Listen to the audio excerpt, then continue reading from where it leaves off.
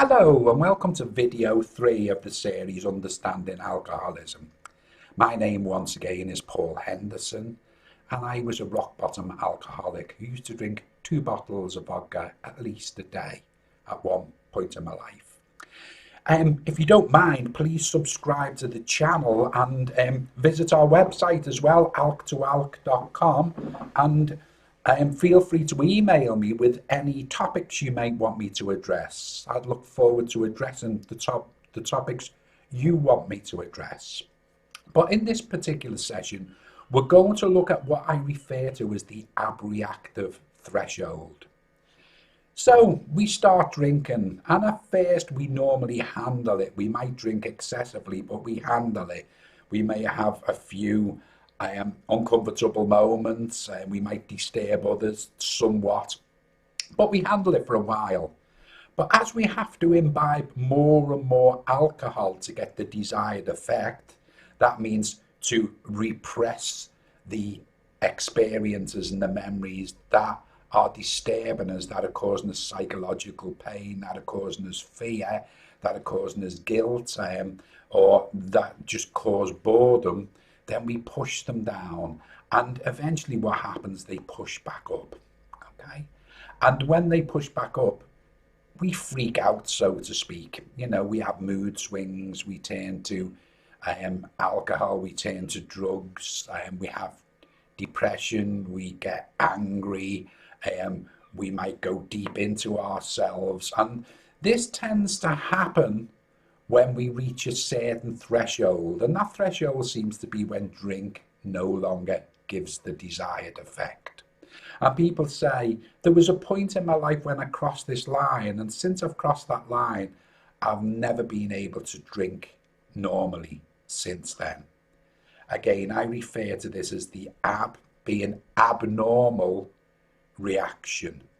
Now that brings me on to a further subject tonight about this, how do we define alcoholism? And one of the models that is often stated is the illness model. Alcoholism is an illness. This is a model I subscribe to for years, and I don't nowadays.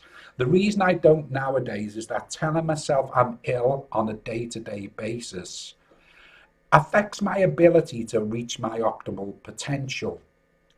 And there's no real evidence to support the illness model of alcoholism. After all, what is it that says when I drink I'm ill, when perhaps one of my friends drinks and he might drink the same amount as me, but he's not classified as being ill? So the actual imbibing of alcohol cannot be the illness itself, okay? So what exactly are we referring to when we say alcoholism is an illness? Is it the pain that's within us that ignites when we drink alcohol? Is that where the illness lay? And I would say yes, but everybody on earth is subject to psychological pain and discontentment.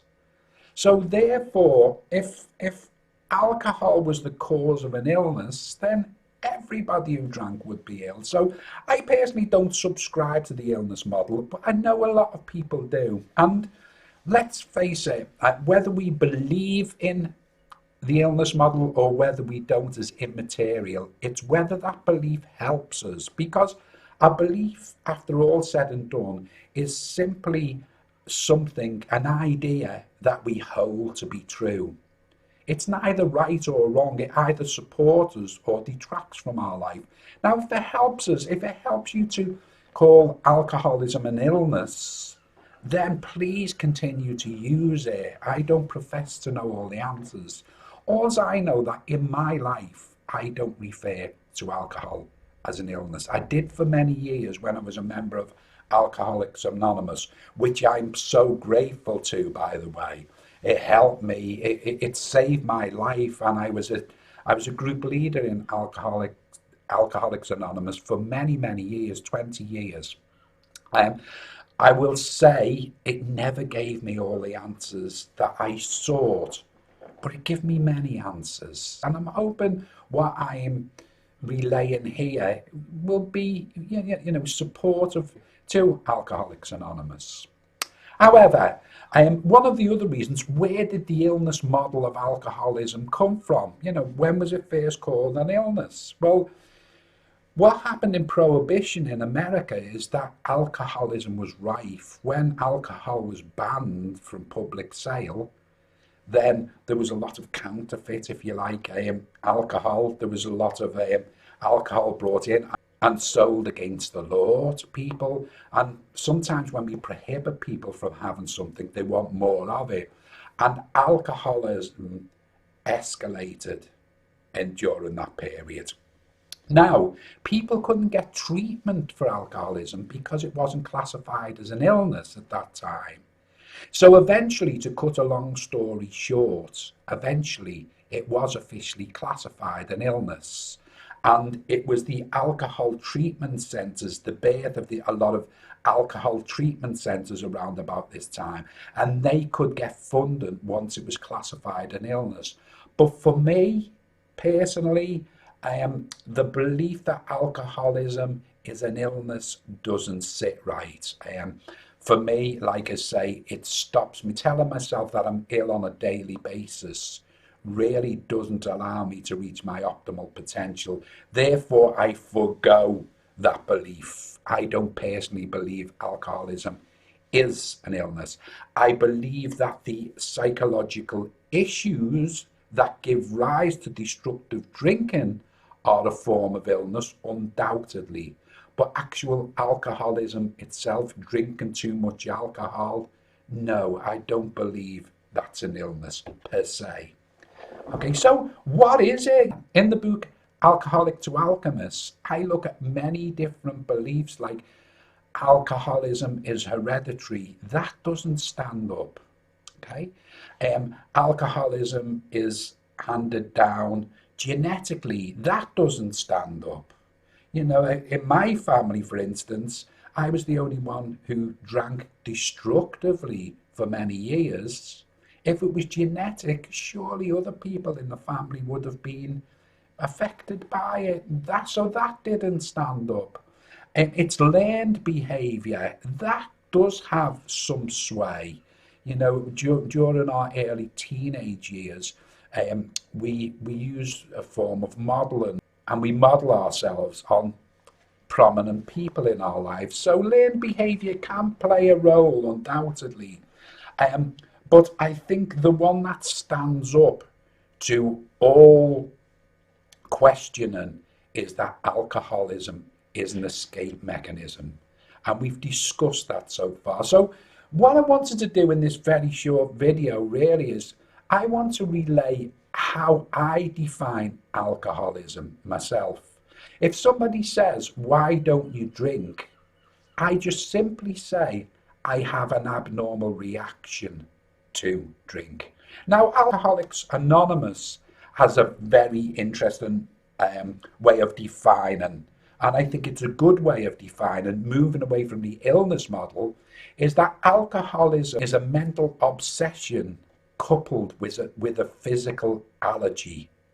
And that really falls in with the way I personally believe, and many people who've been successful in sobriety also define alcoholism. It's a mental obsession coupled with a physical allergy. For me, it's simple. I just abreact. I have an abnormal reaction to alcohol. I don't need to know anymore. If somebody's got an allergy to nuts, and somebody offers them a nut, they say, "No, thank you, I've got an allergy to that. It could give me an anaphylactic shock." No more explanation needed. We don't need to delve into the ins and outs. We just need to realize and accept that we have an abnormal reaction when we imbibe alcohol. And that can be on a physical, mental, emotional, even spiritual level.